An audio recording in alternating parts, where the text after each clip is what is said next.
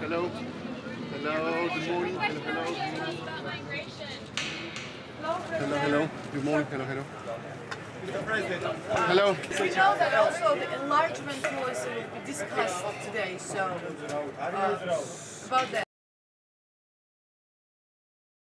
And we understand that it's important for us to clarify a few points. First, what do we want together in the future? What are our priorities? What are our common policies in the future, taking into account the prospect of the enlargement?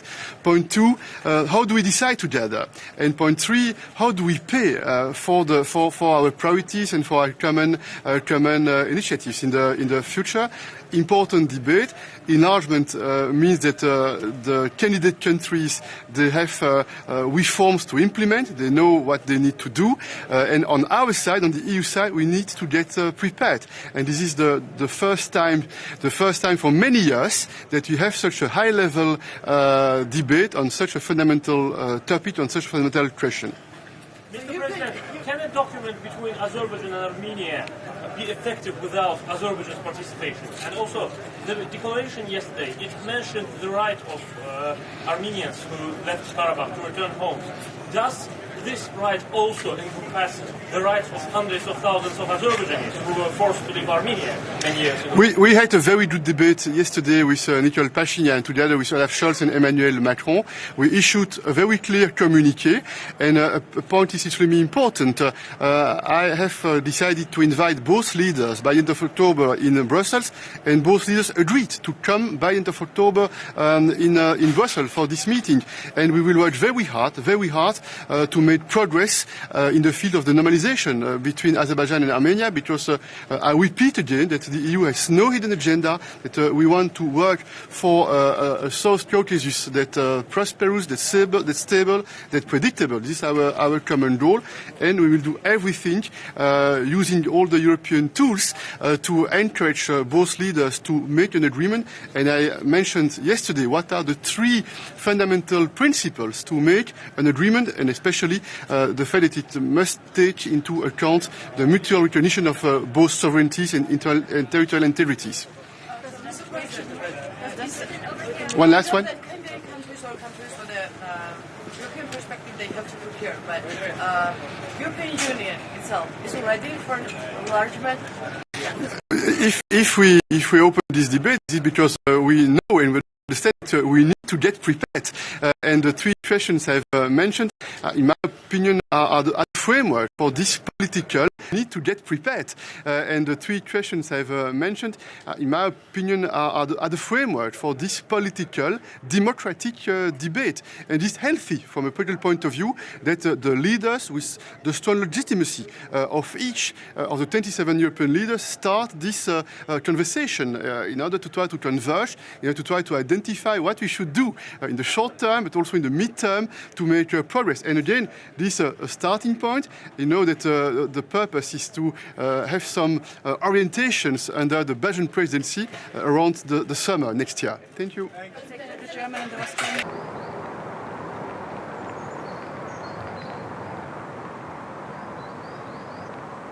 On 2030, are you going to be a little bit ahead of yourself?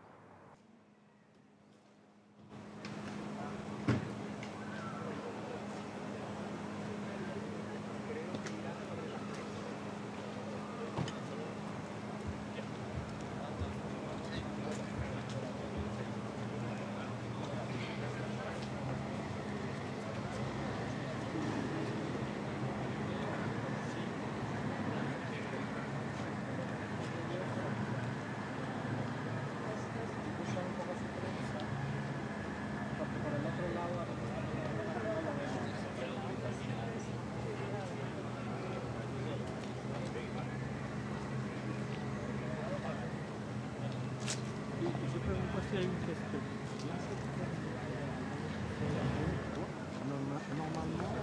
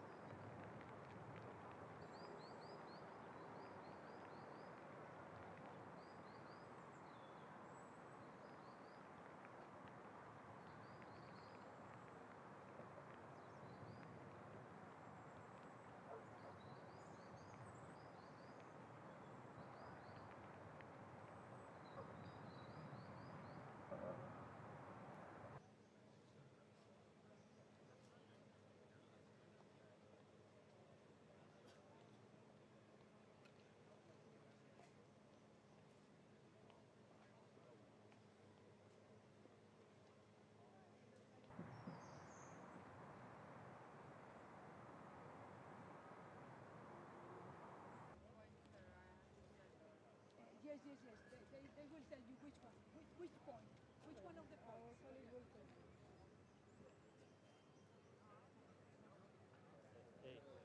¿Te han dado lo que hay de esto?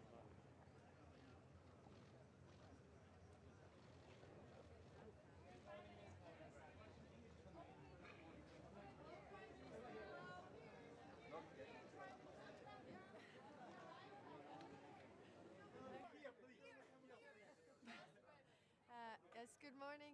Good morning to everybody. So today we're going to have unofficial summit, but we have very many topics that we discuss. First is the strategic plans for the future. For us, it's very important that we increase the defense readiness of Europe. We have a war going on in Europe, and we have to prepare for that. That means also boosting defense industry, but it also means increasing the defense expenditure, because this is the reality that we live in. Then, of course, for the strategic agenda, it's also important to increase the competitiveness of Europe. What can we do in order to compete with other regions in the world? We have to decrease the bureaucratic burden that we have, and actually we have in Estonia many ideas how to do it, to use AI, for example, to cut the red tape and bureaucratic burden in this regard. And of course, regarding the AI, we also have to think about the possibilities that there are, not only concentrate on the risks. Other topic is the enlargement. Definitely, we are supporters of the enlargement, because again, if we look at Europe competing with other regions in the world, then we would all benefit from the enlargement, which means that there's a convergence with those. Actually, the prosperity of our country has increased, and the prosperity of our people as well. It is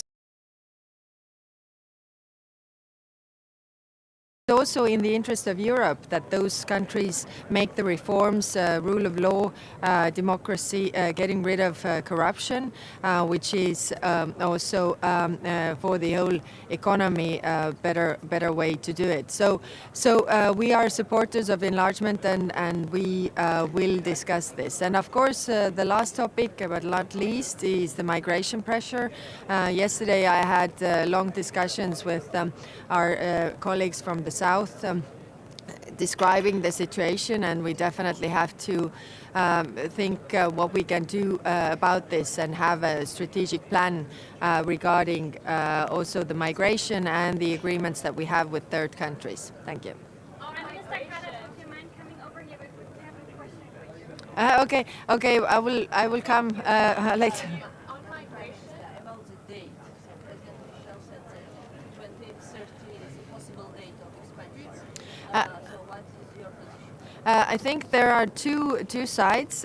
One is the side where the European Union has to be ready, and there I think we have to do everything on our side. If the countries fulfill the criteria, then we move on with the negotiation process. It can't be so that, you know, the countries do their side, and then we say that, oh, but we are not ready. So I don't know if the 2030 seems like very far away. I think we have to move faster than that on our side to be ready. And do you support Georgia's candidates? We have been supporting all the countries that really want to join European Union if they do the necessary reforms and take the steps like we did. We had a lot of very difficult reforms that we had to do. It required a lot of will from the public to endure this, but we did it, and I think, you know, nobody is expected to have any discounts in this regard. Okay? Okay? Quick question on enlargement. Enlargement, should that be a process that should be speed up, or should it still be merit-based? Of course, it has to be merit-based, but I also think that we have to speed up. It has been very many years since the last member was accepted to the European Union. If we think about our region's competitiveness towards other regions, then I think when we are bigger, when those countries that we actually also support financially right now are members of European Union, then the convergence happens and the prosperity of those countries also rises, and they don't need so much support anymore. So it is also in our interest. It is also in our interest that those countries make the necessary reforms, get rid of corruption, rule of law, all of this that actually invites investments to their countries. So I think it is also in our interest to accept new countries. And I mean, we can start with baby steps. There are small countries that we wouldn't even feel if they are members of European Union, but we show that we are open and it's not the closed club.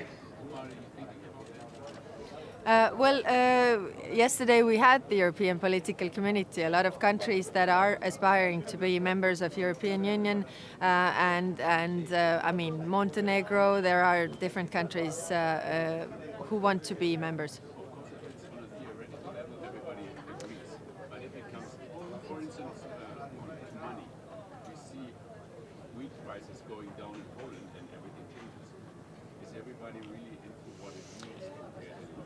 Yes, of course there are difficulties on the way, and of course everything evolves around the funds, who pays how much and who receives how much. What is also what has to be understood is that I mean, when we joined, we didn't get with the agriculture funds, we had like 20% of the agricultural funds in the first place. So it requires also reform on our side. Is it really sustainable to do it this way? And we need those discussions, but I think we have to be very open that if we talk about funds, we are supporting those countries right now. So if their prosperity rises, actually they don't need so much support, and that happens when the convergence of different countries in the European Union happens. I mean, our country is a good example. When we started in the European Union, I think we were like 48% of the average European Union GDP, and now we are like 80%. So this is in the similar way. It goes to that direction because it raises all boats. When it comes to the geopolitical dynamic, do you think that the door could close again, so that perhaps you have to get countries in now and let them reform? Yeah, I am of the opinion, I mean, again, coming from the country that has done this, there is a short opportunity window to do the necessary reforms, where the public behind in those countries are really willing to endure the pain and difficulty with those reforms. But that opportunity window closes. So if we don't use that, it's also actually detrimental to us because those countries don't get rid of corruption and all of this. I mean, our country, when we were freed, we understood that you know, if you were occupied, it was okay to steal from the state because you were undermining the regime, sort of. But when you are free, it's your taxpayers' money. It's not okay to steal from the state anymore. It required a whole mindset change for the whole country, and I think some of the countries that also were freed from the Soviet Union did not do that change then. But we see with Ukraine, for example, that they have the mindset change now. It's difficult, but I think it is in the interest of all of us that such a huge country in Europe is actually, you know, abiding with the rule of law and getting rid of corruption and that their prosperity rises. Are you happy with setting a date? Well, we haven't discussed that really, and I think it has two sides. I mean, one is us being ready as European Union, and I think we have to be fast there because otherwise, if the countries fulfill all the criteria, I think it's wrong to say to them that, oh, but we are not ready now if they fulfill them. So we definitely have to do our homework on our side. But which date? I don't know. 2030 seems like a far away, too far away. Thanks.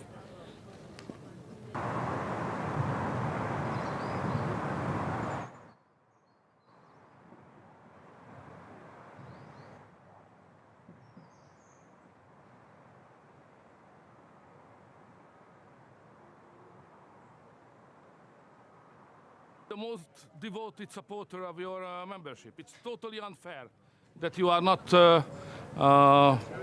promised to become as soon as you can, because you have done a great job and we need you very much. So, And absolutely. What's the reason, how do you think, that Georgia was left behind in the last year?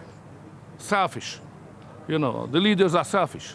They would not like to let you in and get the sources financially which you need. So,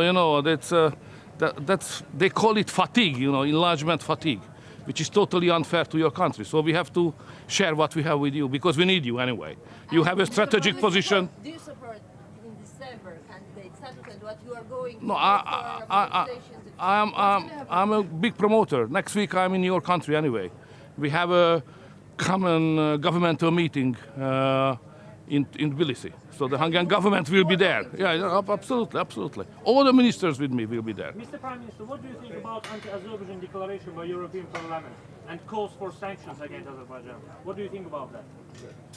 Azerbaijan is a key country. So without Azerbaijan, we cannot have energy independence. Of dependence on Russian energy, we need Azerbaijan. That's so clear. Strategically important country. Are you going to support the strategic agenda? Sorry?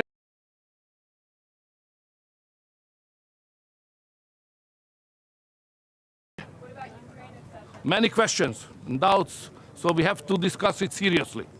Because, it's a country in war. We have never done any enlargement with a country who is in war. And we don't know where are the effective borders, how many people are living there, so it's difficult. So many questions. We have to strategically discuss it. Sorry. Would Hungary be prepared to pay for getting these countries in the EU? First, we have to know what we are speaking about, how much money we are speaking about, So there are no calculations. So if you would like to speak seriously membership of Ukraine, first we need strategic paper. But we haven't had neither paper, neither any discussion like that. So we have to understand why it is good for European Union to integrate Ukraine and what are the consequences of that on agriculture, on security, on cohesion funds. Totally new agriculture will be born out of membership of Ukraine in Europe. Are you ready for that? Are the French peasants ready for that? So many strategical questions. So first discussion strategically, then decision. Any more questions? Sorry. Do you speak an agreement on immigration today? An agreement on immigration? There is no agreement on immigration because previously we decided that migration will be regulated on a unilaterally agreement basis, which was changed last meeting. Poland and Hungary was not satisfied with the proposal, but they pushed us through, pushed through the proposal. So Hungary and Poland was totally left out of that. So after this, there is no any chance to have any kind of compromise and agreement on migration. Politically, it's impossible. Not today, generally speaking, for the next years, because legally we are, we are raped. So if you are raped legally, forced to accept something what you don't like, how would you like to have a compromise and agreement? It's impossible. Mr. Prime Minister, will you support opening negotiations for future membership for Ukraine and Moldova in December? First, we have to consider whether is it our interest or not, and what kind of answers we have to the strategical consequences of that enlargement. We never have done it. So we don't see any strategic calculation, no major estimation of the consequences. First, strategic approach. Second, discussion, third decision. Mr. Prime Minister, you mentioned gas. What about Southern Gas Corridor? Is expansion work underway? Of course, so we have to be aware that the South Corridor is very important. Don't forget that the North Corridor was destroyed by a terrorist attack anyway. So we have to be very careful to guarantee the safety of the Southern Corridor, which is vital for Hungary. Without that, the Hungarian economy cannot operate. Any more questions? Serbia. Thank you. What about Serbia? Serbia. Do you agree with the Kosovan president yesterday who called for sanctions on Serbia? No, it's ridiculous. It's impossible. You know, the Serbs suffered provocation in the last 2 years regularly. So we have to understand that the Kosovars has to behave in a different way. Don't provoke the Serbs. Provocation leads answers. That result in instability. So without Serbia, there is no stability in Balkans. So I definitely argue in favor to help Serbia to stabilize the region. Thank you.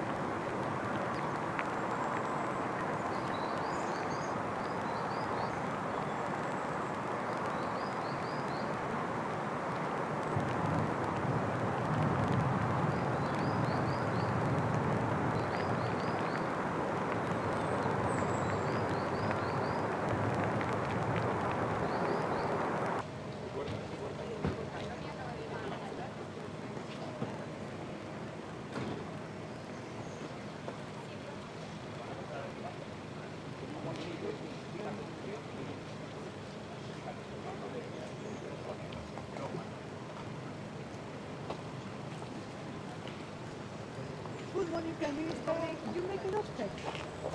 No. Okay. Then you can go anyway here, acompaña la Patricia, and then go to the steps. Okay.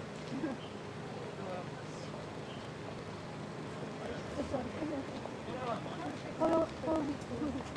Welcome.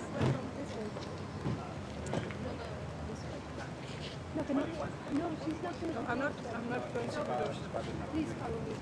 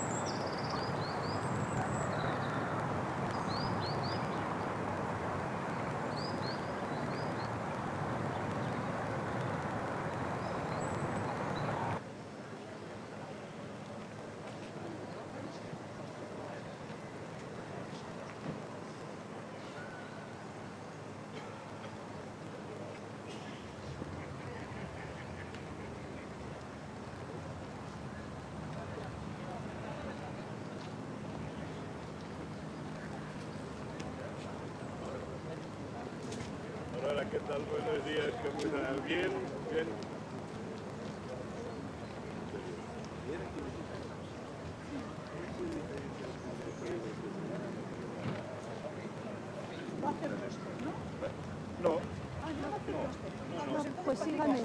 sube por la escalera y tal, pero sí, Vale.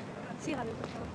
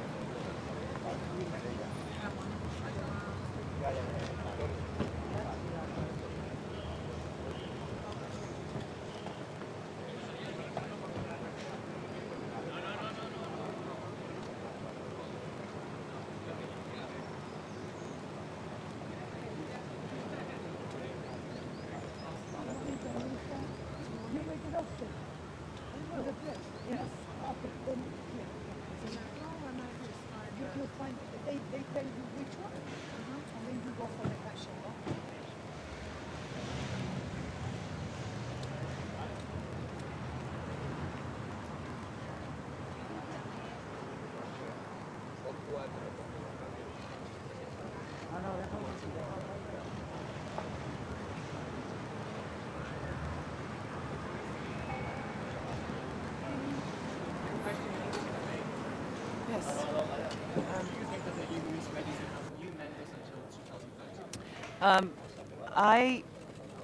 We today will address our future priorities for Europe and enlargement. For Latvia, our main topic and main priority will remain Ukraine.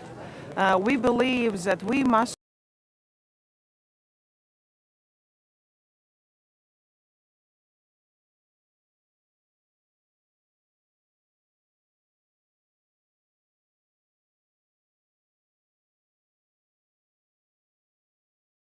support Ukraine. And if we speak about enlargement, I believe this is a new possibility for Europe to become much stronger, prosperous, and safer. Thank you. Thank you.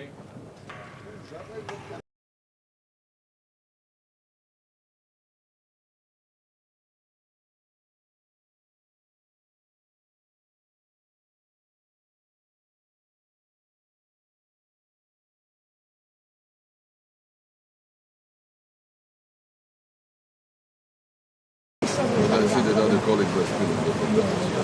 So, how did you do in terms of organize all round debate, one intervention? No, but this is special mission. Yeah, but maybe you know. But the idea is, I understand that it will be like the big popular debate. So first, strategic new strategic agenda and so on, divided into parts, and then the second one is more enlargement, but it will be more debate for enlargement, how to prepare and everything. And then when you finish all this debate, this is I understand, migration and anti-migration. Short, And enlargement is much better. No, enlargement will be before migration, before Ukraine. But maybe it's not like that, because we see the president.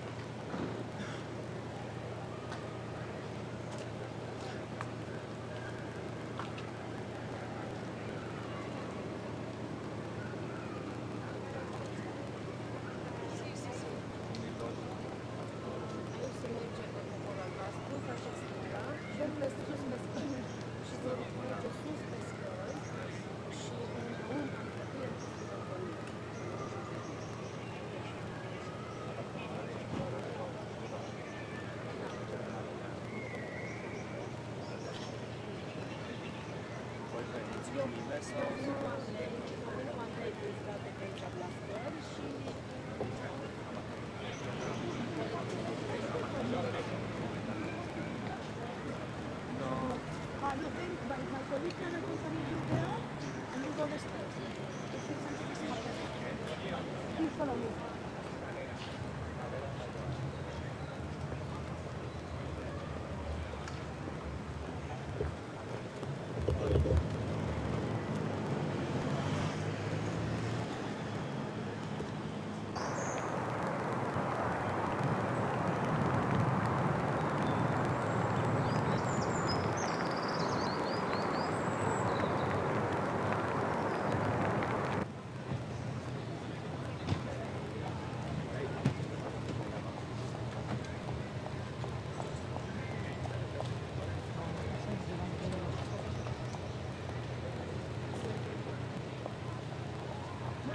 Good morning.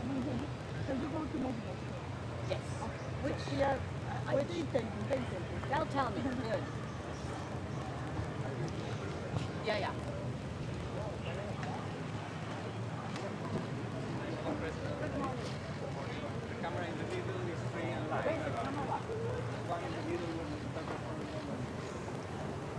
Okay. Yes.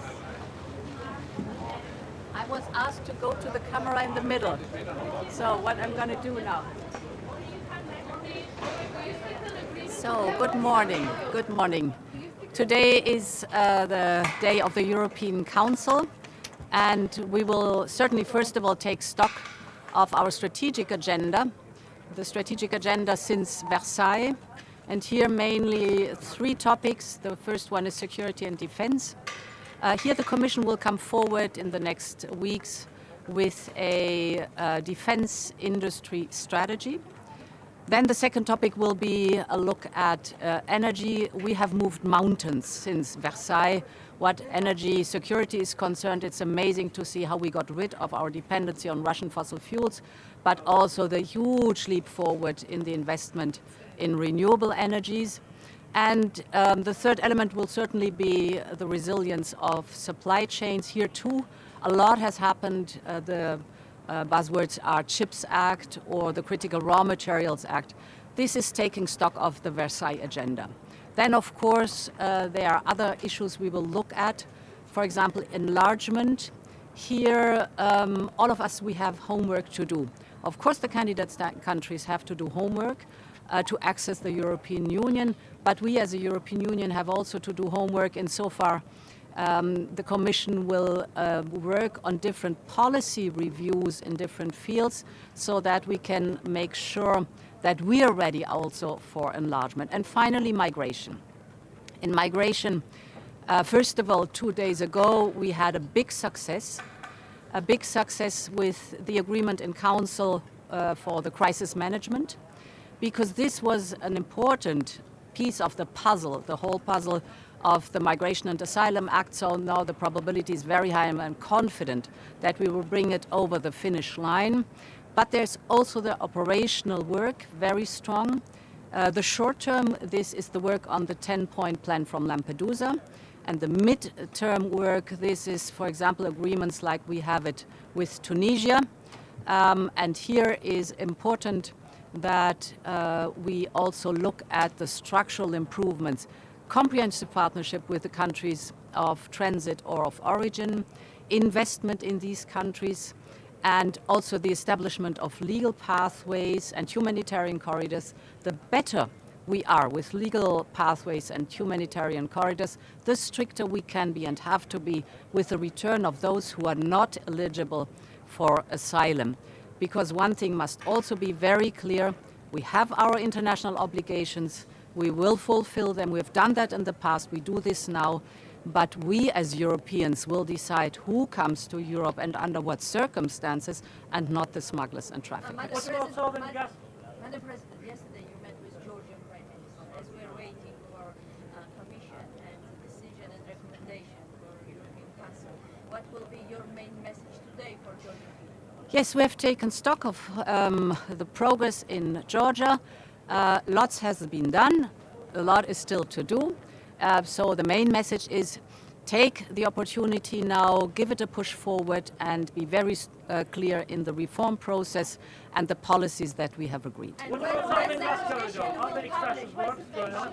President, what's your message to countries here? People, countries who have reservations about cost and also about reforms that need to be done within the Union.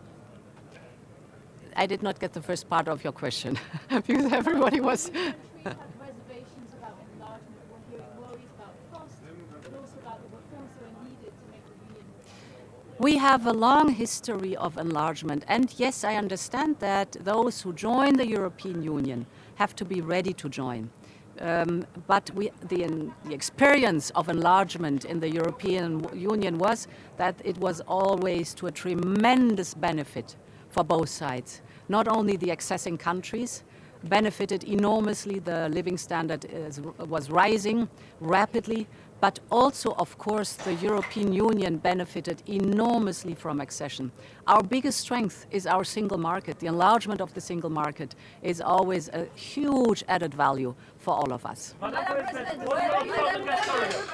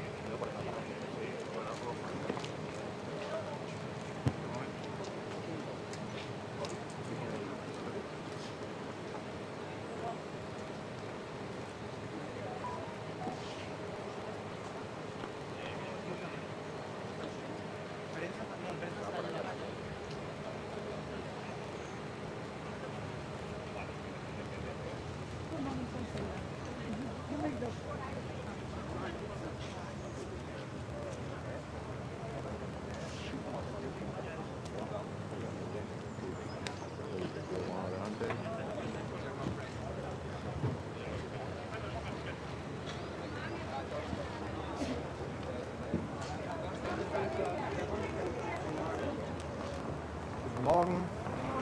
Das ist heute ein ganz wichtiges Treffen, bei dem wir uns hier unterhalten über die Zukunft unserer Europäischen Union. Es geht im Wesentlichen um die Frage der Erweiterung. Wir wissen, dass wir uns vorgenommen haben, jetzt endlich nach 20 Jahren, die das schon zugesagt ist, die westlichen Balkanstaaten in der Europäischen Union aufnehmen zu können, dass wir das vorhaben mit Moldau und der Ukraine, dass wir auch perspektivisch Georgien dabei sehen. Aber alles das macht auch klar, dass wir uns nicht nur mit den Fragen beschäftigen müssen, der Beitrittsprozesse dieser Länder und inwieweit die Voraussetzungen für den Beitritt und wann sie jeweils gewährleistet sind, sondern dass wir auch die Europäische Union selber zukunftsfähig machen müssen. Das betrifft ganz besonders Entscheidungsstrukturen. Ich habe in Prag in einer Rede zu diesem Thema versucht deutlich zu machen, dass es dann nicht sein kann, dass etwa in Fragen der Außenpolitik oder der Steuerpolitik es immer bei Einstimmigkeit bleibt. Wir müssen dann auch mit qualifizierten Mehrheiten Entscheidungen treffen können, damit die Souveränität und Handlungsfähigkeit der Europäischen Union gewährleistet ist. Die Bürgerinnen und Bürger erwarten ja auch, dass wir da, wo Probleme sind, sie lösen, dass wir etwa nach außen hin auch handlungsfähig sind. Und das ist etwas, was wir dann auch sicherstellen müssen. Das gilt auch für Fragen der Governance. Umso mehr Kommissarinnen und Kommissare, umso mehr muss man sich auch überlegen, wie das denn alles vernünftig gemacht werden kann. Man kann ja nicht einfach immer quasi die Regierung erweitern und neue Ministerien erfinden. Da wird man also eine pragmatische Lösung finden müssen. Und für uns in Deutschland spielt natürlich auch immer die Frage, wie viele Sitze hat unser Land im Europäischen Parlament als großes Mitgliedsland. Das wird uns auch bewegen in den nächsten Jahren. Darüber kann jetzt diskutiert werden. Und das gilt dann natürlich auch über die finanziellen Fragen, die damit dann irgendwann verbunden sein werden. Jeder und jede weiß, es ist so, dass es dann nicht dabei bleiben kann, dass alle Länder, die heute Nettozahlungen empfangen, darauf rechnen können, dass das in Zukunft so bleibt, sondern sie werden dann zur Finanzierung auch von Wachstumsprozessen in den Beitrittsländern mit beitragen müssen.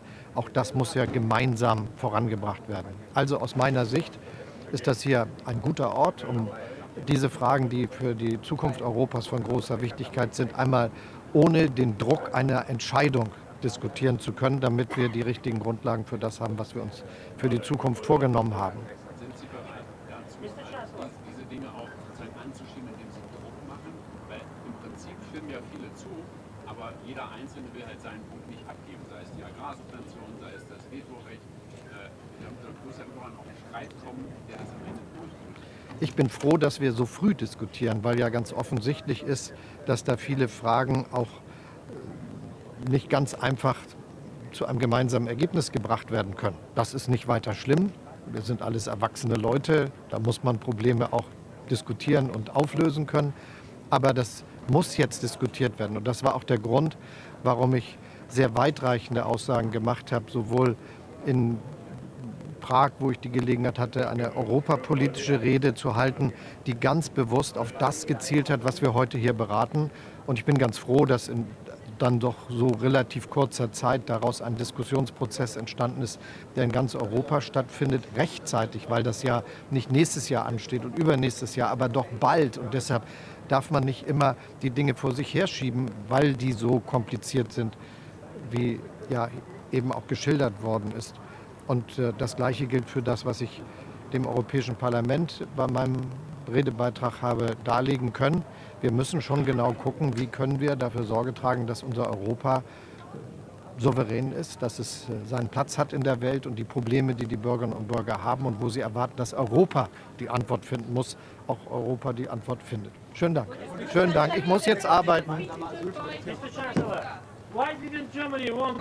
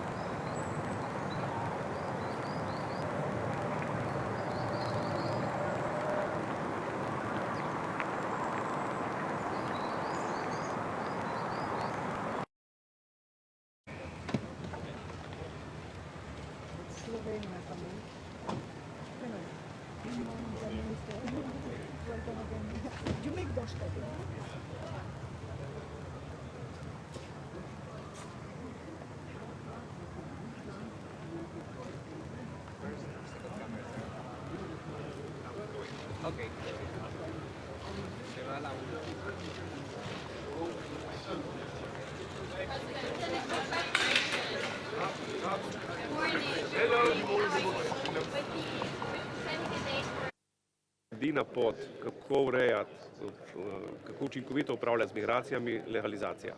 Se pravi, čim več migracij, ker te bojo vedno so bile, vedno bojo, čim več teh migracij spraviti skozi legalne oblike, ki vključujejo tako trening centre, ne samo z vidika jezika, ampak tudi z vidika veščin na samih lokacijah izvora, se pravi v državah izvora, konec koncev Evropa potrebuje delovno silo, in potem tudi legalne načine, kako pomagati tem ljudem, da pridejo do tudi služb in domov v Evropski uniji na popolnoma legalen način.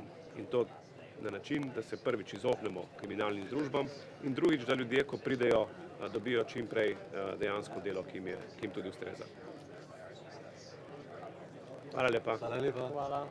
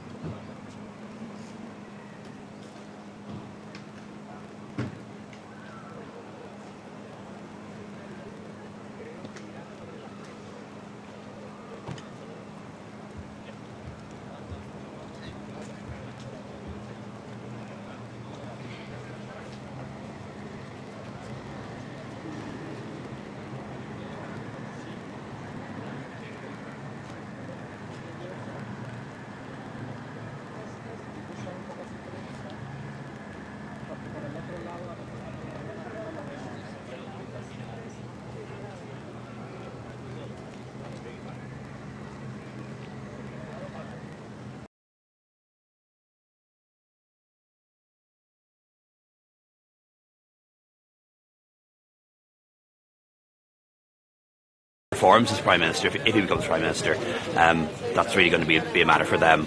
But I just hope there won't be a double standard in terms of what they would have said about us.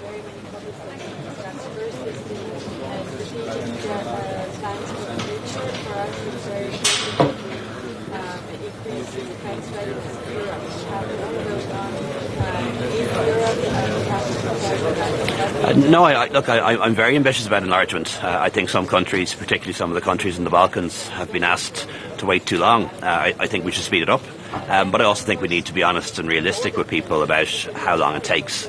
You have to meet certain standards to join the European Union. You have to get to a certain level in terms of the economy and governance and law. And we can't short-circuit those things or shortcut those things. So from the point at which you become a candidate to the point at which you actually become a member, it's many years. But I'm very enthusiastic about future enlargement. One of the great things about having the European Political Community meeting here yesterday was, I had a chance to speak to the Prime Minister of Albania, the Prime Minister of North Macedonia, the President of Montenegro, and to be able to say to them that Ireland is very much behind them when it comes to their bid to become members, and then also briefly when I spoke to President Zelensky yesterday to reassure them and the Moldovans too that Ireland will favour the beginning of negotiations with them in December, provided the Commission recommendation on that is anyway favourable.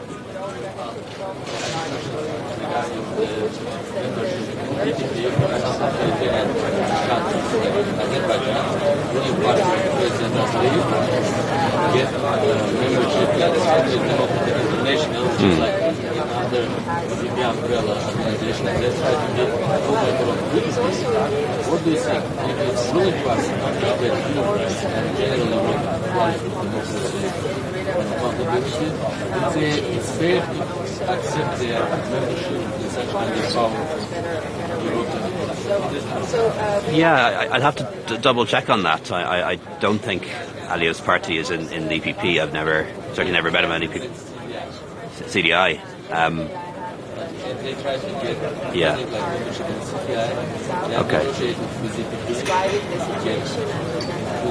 That's what Yeah, look, I think that would be very difficult. I haven't seen any application for them to join the EPP, and as you know, Azerbaijan's outside the European Union, so I think you can only even become an associate member in that circumstance. So I'd have to double check. Look, I think given the events in Nagorno-Karabakh and Armenia, that would be extremely difficult. Had a chance to meet the Armenian Prime Minister there yesterday. It's a very difficult situation. Almost the entire Armenian population of Nagorno-Karabakh has had to leave.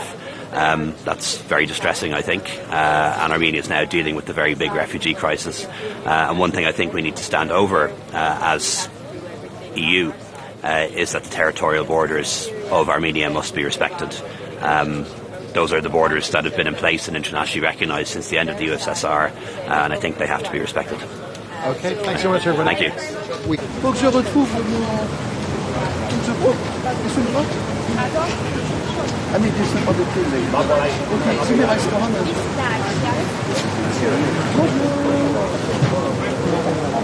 Ça va. I mean, this is about the thing. Okay, c'est mes restaurants.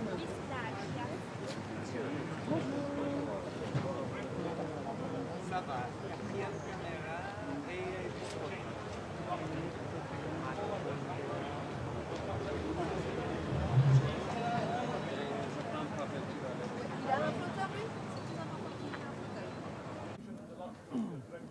So, das ist kein Kurs. Ja? Das ist kein Kurs, die Kriterien. Und die Kriterien müssen erfüllt sein. Ob das nicht hat droit, ob das gegen Korruption ist, da kann ich nicht einfach so, aber das ist das egal, weil du Potenzial ist für Konfliktsituationen. Dafür sind dann zum Beispiel die Reunion von gestern mal mit PC gut. Weil für darauf zurückzukommen, ich hatte gestern ja eine Reunion über Multilateralismus, wo ich so zu 11 Ländern, von den 11 Ländern sind am Anfang 4. Das war Liechtenstein, das war Schweiz, das war nee, nicht Liechtenstein, das war San Marino, das war Schweiz, das war Lützeburg, an Irland, und dann nach Irland heißt du einfach mehr kompliziert mit dem Good Friday Agreement. Aber all die anderen Länder haben potenzielle Konfliktsituationen. Das war Georgien, das war Kosovo, das war Armenien, das war Lettland, das war Litauen, das war Zypern, das war Griechenland, das sind ein ganz viele Länder, die einfach mit ihren Operen Probleme haben. Da sind die EPC wichtig, an Menschen Premier so zum Beispiel, wie wichtig für HW, ob die EPC auch können zu kommen. Dafür schon die Daseinsberechtigung als bestätigt. Zurück zur Reform von der EU. Wie muss die Reform auflaufen? Kann eine EU-Erweiterung kommen, ihre Reform, also da muss die Reform kommen? Dann machen wir es besser, für den Ordnung am Haus in Tiere groß abmischt. Der Fall ist, es sind verschiedene Regeln, wo man darüber diskutieren, wie man funktionieren. Weil wir sehen ganz oft, dass man zu 27 scheint du Geiselgroll gibt von dem einen oder von dem anderen. Da muss neben dem Mechanismus finden, wie ihn einfach weiter könnte, nicht, dass es für verschiedene Länder dann Möglichkeit ist, für alles zu blockieren, die Projekte europäer zu blockieren. Mit da sind auch Hausaufgaben da, für allem gehen Kriterien, und die Kriterien kann man nicht über Bord gehen, auch von Situationen kritisch ist. Was ist die wichtigste Reform, die als echt umgegangen ist? Für mich ist das nicht Respekt vor Regeln. Wir haben spricht zum Beispiel monetaire de droit, dass wir dort Regeln nicht streng gesehen, dass durch finanzielle Sanktionen, also nicht Sanktionen, wie so auf jeden Fall nicht überwiesen gehen, wenn nicht der droit nicht respektiert wird. Aber wenn am Punkt der Pindorsal von den Werten von der Europäischen Union schon nicht mehr respektiert gehen, am Anfang mal da Hund sind, am Anfang irgendwie Zahn, die Bilder aber nicht beißen kann, haben wir auch ein Problem. Wie ist mit der Unanimität? Du hast Lützburg schon was bestimmte Momenten, wo geht immer die Zahlen. Ja, noch immer. Wo sieht er dann die Limiten, wo müsste sie vielleicht abgegeben? Wenn man will, als europäisches Kontinent eine Rolle spielen, dann muss man auch international eine Rolle spielen. Das ist die Außenpolitik zum Beispiel von den Punkten, wo wir der Meinung sind, dass man schon mehr könnten, die Unanimität aufschaffen, wird auch die europäische Position stärken an der Welt. Am Moment sind wir ganz oft ein Kakaoett auf der internationalen Bühne. Wir sind ein ökonomisch ganz stark Kontinent, aber politisch war immer viel mehr wie das, was wir am Anfang repräsentieren. Weiter Thema hat das Migration. Wie ist die Position von der aktuellen Regierung? Du hast ja einen Akkord von gehen, das Woche auch schmengen stehen weiter.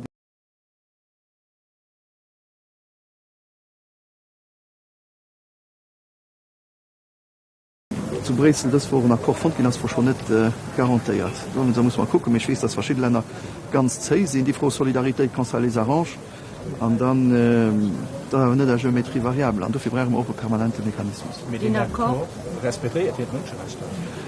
Dat muss lo gucken, wann den ganz definitiv definiiert ass de Fett ass Dir wenn net a Flüchtlinge also den Gefehl ze ginn, wie war kriminell a Flüchtlingen zu Summe giffen an den Satz gesagt gin ass net richtig fan ich. Et muss Prozeduren awer respektieren. Dublin muss auch funktionieren, mir sinn dass Dublin net funktioniert. Mir als Regel ginn, mir gesinn, dass Division net funktioniert hunn, wenn se muss auch bekucke, fir do verschärft ze ginn. Hi huet auch bei Lützburg ginint Limiten. Bei Lützburg ginn doch Limiten an wann war kein Platz mit ist kein Platz mit du. An mir sind immer solidarisch, so viel man können, mir wann net geht, da geht net. An da muss vun andere Länder de Solidarität doch erwarten, die aber den europäische Projekt so noch bringen. Die letzte Summe von den Wahlen zu Lützburg, mit welchem Gefühl kommt da hin? Also eventuell auch Gefühl, vielleicht dass es die letzte Summe, die ich als so gewählt in Lützburg verliere. Dat décidéiert wie dat se sonden hun Lo Chance die lacht 10 Joer ha ons Land vertreten. Dat net mir zu so, ob dat gut oder net gut ver op jeden Fall hunn als Positionioune können verteidigen. Wir von allem in europäische Projekte noch weiter schaffen an de Limiten, die man hunn. Dat décidéiert wie an so op nach 5 Jahren, die wo Brüssel kommen oder net.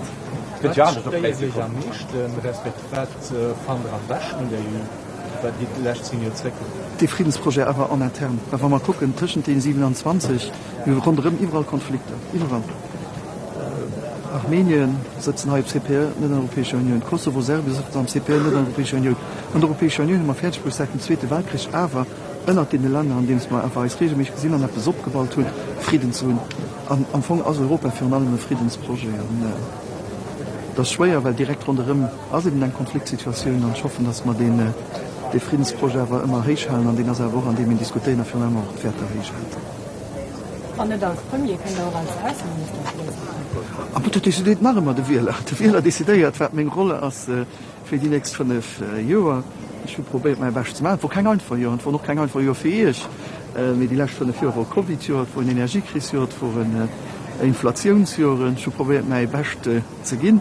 Wenn der Wähler meint, hat den besser gemacht oder die ihn besser die nächsten 5 Jahre machen, dann ist das so. Voilà. Ja. Ich habe noch eine Frage zur Erweiterung von der Sterne. Ich meine nicht, dass an dem die Message geht, ja, es geht schwer bis 2030, wir wissen noch nicht wirklich, dass die Reformen auf verschiedenen Ländern, wie an der Ukraine zum Beispiel ganz stark ist, ausbremst. Und das nicht, aber ein von Ermutigungsmessage müsste kommen. Ja, wir müssen den richtigen Equilibrium finden, Herr Velasquez. Auf der einen Seite, also Leute zu demotivieren, aber auch die Leute keine falsche Hoffnung zu geben. Und da ist auch ein schlechtes Zeichen, wenn man all Leute so, die sieht bald rum, wie just nach der Tour, und da fehlt einfach noch etwas, nur Kriterien, wenn die bis erfüllt sind, dann ist der Moment. Die wissen, depuis le début, gehören zu denen, die nicht dafür sind, die sehen nur Kriterien, wir müssen die Kriterien respektieren. Haben wir noch verschiedene interne Regeln, die müssen vielleicht verbessern immer nicht dafür sich das, die sind nur Kriterien, wir müssen die Kriterien respektieren, haben wir noch verschiedene interne Regeln, die müssen vielleicht verbessern immer just Familie groß abmachen, weil das bringt doch Probleme mit sich.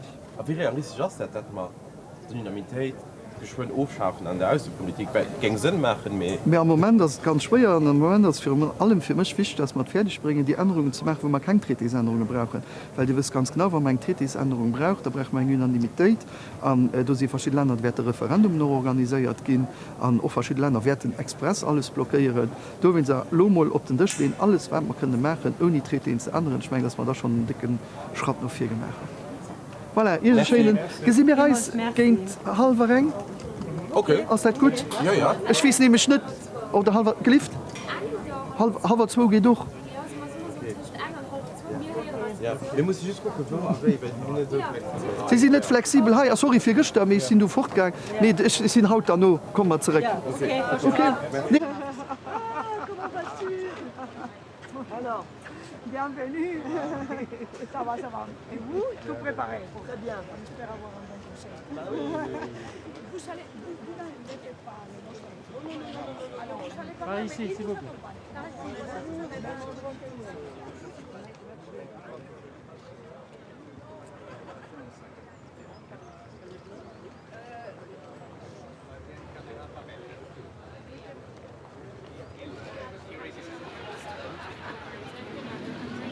Hello. Hello, good morning. Hello, hello. Good morning. Hello. Mr. President. Hello. We know that also the enlargement.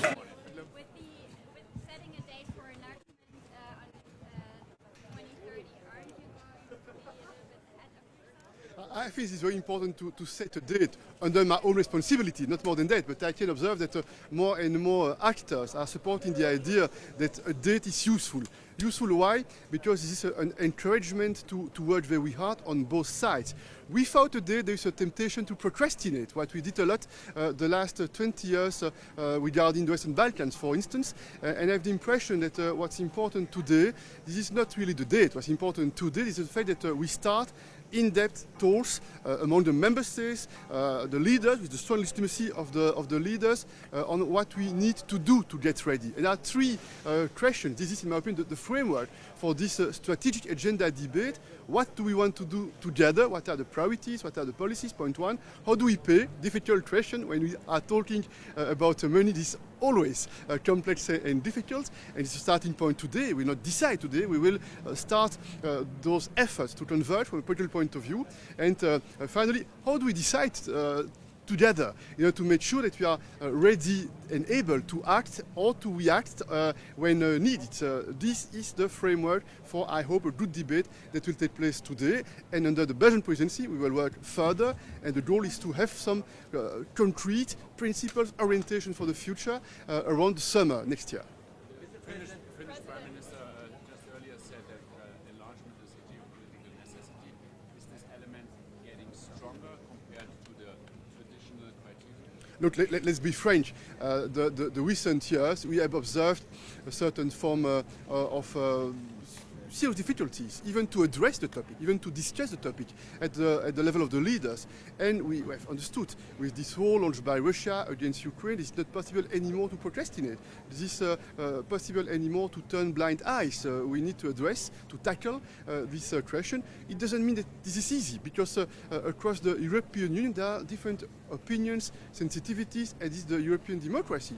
We show respect for this reality, but this is not because this is difficult that we shouldn't address. On the contrary, this is difficult, but I think that we have the political strength to address such a topic and to make decisions. What is more important for you, the geopolitical dimension or the merit-based process? No, this is very clear. This is a merit-based process. This is extremely clear. And because it's a merit-based process, this is good to set a date, because with a date, it will encourage everyone to work in order to fulfill commitments. But if it's necessary from a geopolitical point of view, wouldn't it be also possible to become member and reform inside the EU? I'm very clear, and I have been very clear, this is a merit-based process. It will remain a merit-based process. But there is no position between a date and a merit-based process. On the contrary, a date is an encouragement to make sure that the conditions will be fulfilled by each side within the EU, but including with the candidate countries. Thank you. Merci beaucoup.